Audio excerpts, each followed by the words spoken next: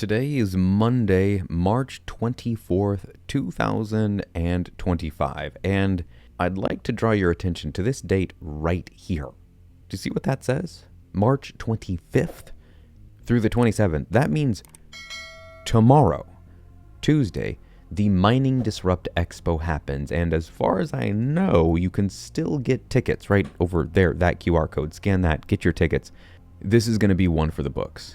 This year has already been absolutely massive, truly groundbreaking with the things that have happened. Trump signing the executive order obviously takes the cake. We had the price prediction on 314 that I talked about. Josh Mandel nailing that one to a T. It really couldn't have been more perfect. It was truly astounding. And something that I'm going to talk about today that I don't see nearly enough people talking about, which has me extremely bullish. And before we get into all of this week's news, you gotta remember, this is where you come for education and entertainment, not financial advice. You gotta go to the professionals for that, and I am no such thing. All right, let's jump over to the numbers. We're looking at a price of still right around $84,000. It bounces around, give or take $500, has been for the last week or so.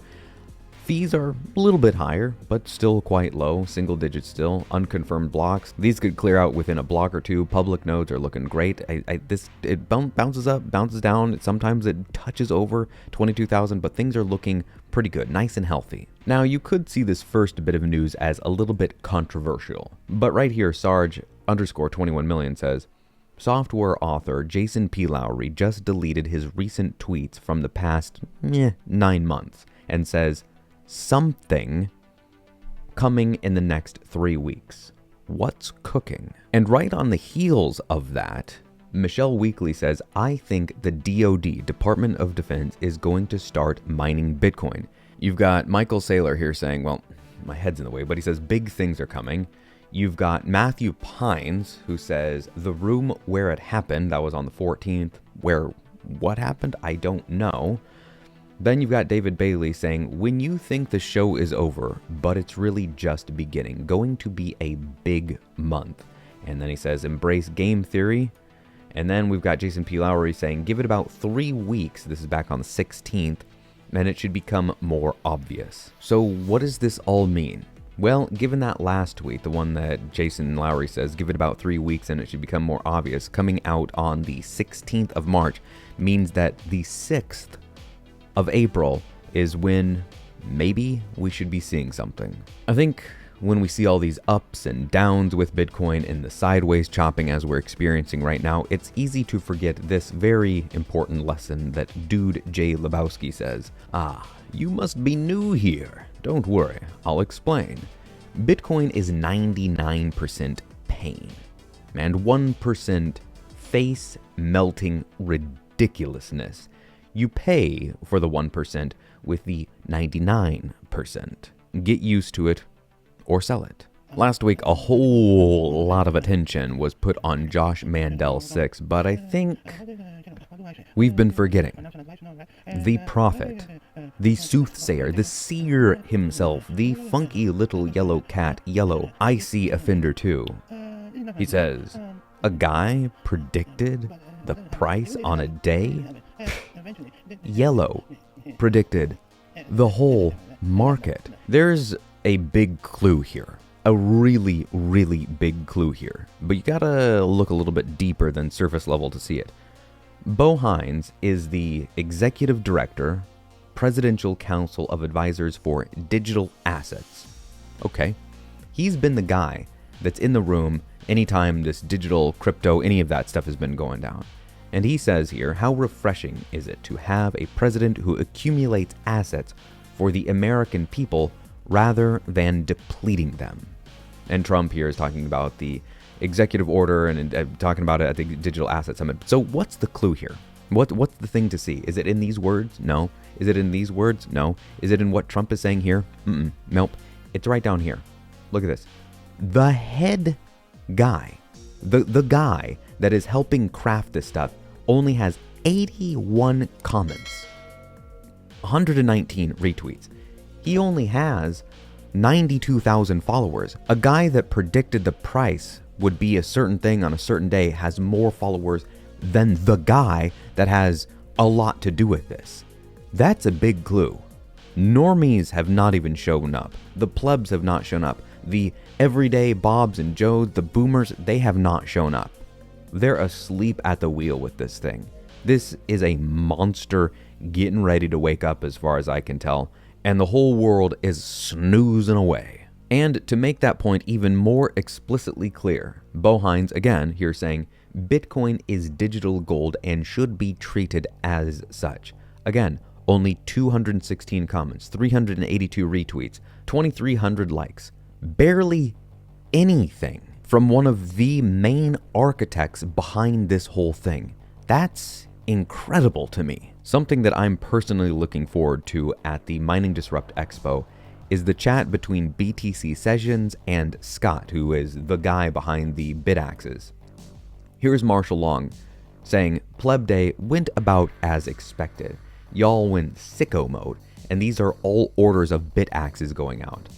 I'm curious what that movement looks like, and I'm also curious what the big players think about this movement. I don't know. This is why I've been talking about going to the Mining Disrupt Expo for months now, because to get this kind of information straight from the people, you gotta go where they're at to get that information. And finally, this little funny one to round out the week. Phil C411 says 83% of the population. Oh, I don't do financial freedom.